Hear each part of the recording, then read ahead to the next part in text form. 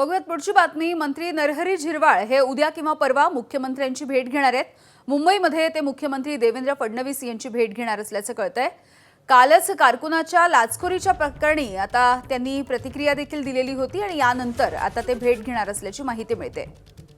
सध्या नरहरी झिरवाळ हे नाशिकमध्ये आहेत आणि पुन्हा एकदा दिल्लीला जाण्याचं नियोजन झिरवाळ यांचं असल्याची माहिती सूत्रांकडून येते आहे।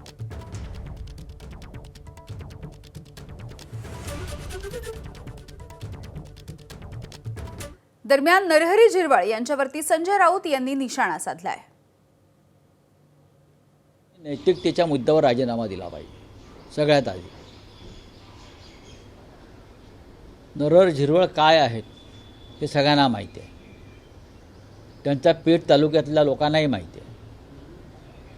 मला तोंड उघडायला लावू नका।